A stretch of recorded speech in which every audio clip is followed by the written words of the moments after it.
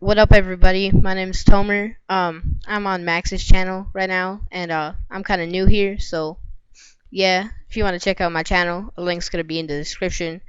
And today I have a build guide for Aurelia the Baroness. I haven't seen a lot around on YouTube, so I thought that I might as well show you my build that I consider it to be really powerful. You could think whatever you want. So let me start with the gear.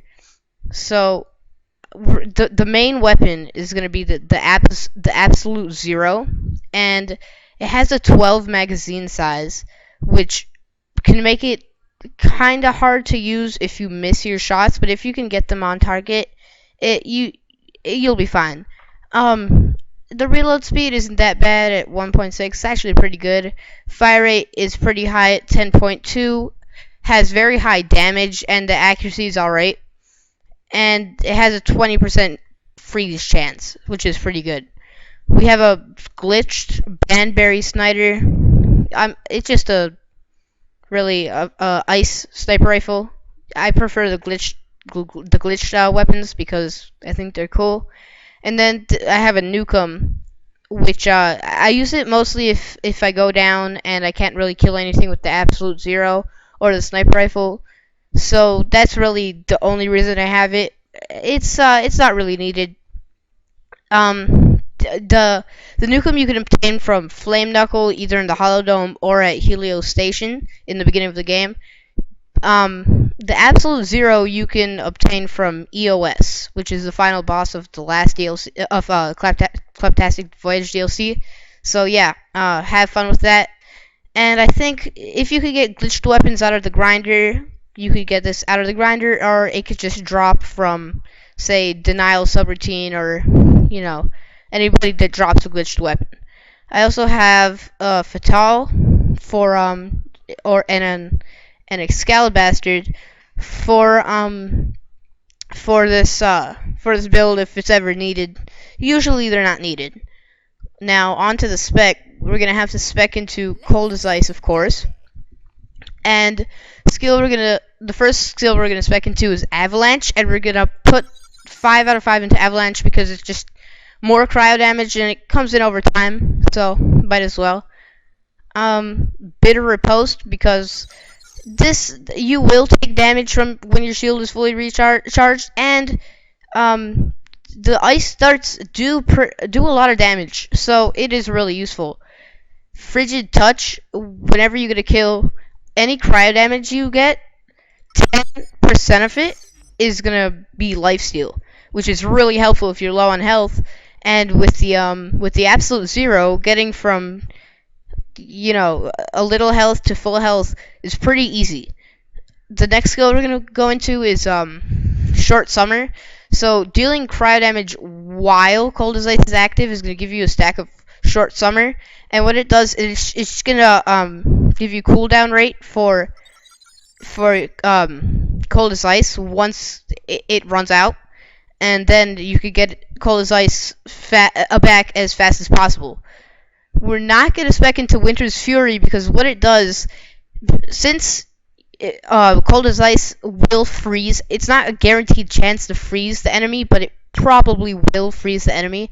What this does, when it knocks it back, they knock into the air, and it kind of has a phase lock effect, like from Borderlands 2, where they go into the air, but since they're frozen, it's kind of hard to find their critical hit spot, so it's not really that useful. We're gonna spec into Fragment Rain because damage. Frostbite is a really important skill because it basically removes it takes the shielded cryo damage bonus. It gives it you 99% damage bonus to shields, which means that the shield how shields resist cryo, that's irrelevant, and more cryo damage. We're not going to go into Polar Vortex because it's not really that useful. Cold Advance, also a very important skill, which more critical hit damage, and whenever you get a critical hit, you will get 4.5 seconds into it into cold as ice. So every time you get a critical hit, your cold as ice will stay out for longer.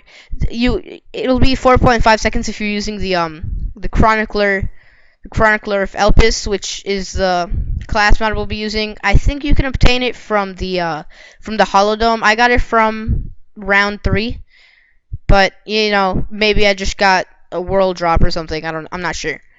Now, the next skill is gonna be Whiteout because it's just damage reduction. So why not? Winter's Veil, because there's going to be a lot of enemies that get to you, and once they get to you, they can deal some damage, and them hitting you with that melee attack, there's going to be a Cryo Nova, and they're going to freeze. I don't think it's ever happened, and they haven't frozen for me. Winter Tide, because cryo damage. Now we're going to go into the Huntress tree. We're going to pick up Markswoman for that extra critical hit damage. The aim speed is nice, but that's not why we're in here. The critical hit damage goes really well with Cold Advance because you're keeping out, since you already are aiming for critical hits with Cold Advance, you're getting more damage out of your hits.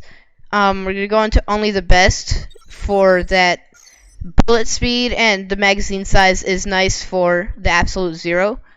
Or no, it doesn't go into absolute 0. So yeah, it's just bullet speed, which is nice. We're gonna leave the Huntress tree and go into the contractual aristocracy. I don't know how to say it. And really, from these, this really doesn't help us because unless you're playing with friends. This is gonna be alone, so it really doesn't really help us. Valet, it doesn't help because servant, you can't get a kill without a servant. You won't get a stack, but you do get a stack of Duchess, which is really helpful because lasers can sometimes be a bit wobbly, and every time you get a stack, your laser, which is the absolute 0, will become less wobbly, and so it's easier to get hits. Quantity, not quantity, because we are going to be using a legendary weapon, which is Rare Gun. So that's extra 45% damage and 27% fire rate. And the last 5 points are going to go into shield capacity and max health, because shield capacity and max health. I forgot to show, so we're going to use the Chronicler of Elpis. Prismatic Bulwark, which it can be obtained from Zarpedon when you fight her. If she doesn't drop it, if Zarpedon doesn't drop it with a new update that Gearbox put out, you can get it from the Sentinel. I'm not sure if he has to be invincible or not, but I think you can just get it from the normal Sentinel, the Empyrean Sentinel. The Eddy, which drops from Klaplek in the, I think it's the Eradicate mission. And then the Data Scrubber, which you get from, I think it's called, the mission called Chips Mining Adventure, or I think that's what it's called. Now, if you don't want to farm for the absolute 0, by killing EOS, which is really hard, by the way, if you don't want to do that, you could always use a Rosie. It does a lot less damage, but since it does have a higher magazine size, what you would want to do is you would want to skip these skills instead of speccing into here. You want to take these skill points, spec into Silver Lining. It doesn't really matter what you put here. I would put I Never Miss because the Chronicler of Elpis helps it. And then you would want to put 5 points into Large Caliber because it gives a lot more damage, which is pretty helpful. So that's what. Even though you get your magazine size decreased, it gives you damage. And with absolute 0, if you put 5 points in, you're gonna have a 5 magazine size, which doesn't really work on a laser. So that's really it. I'm gonna show some gameplay, and I'm gonna turn the bar off, so there's no problems there. Yeah, that's really it. Thanks for watching. Like I said, I'm Tomer. I'm on Max's channel. For some reason. If you want to check out my channel, you could go to the link in the description. Thanks for watching. Don't forget to subscribe to Max's channel. and see ya.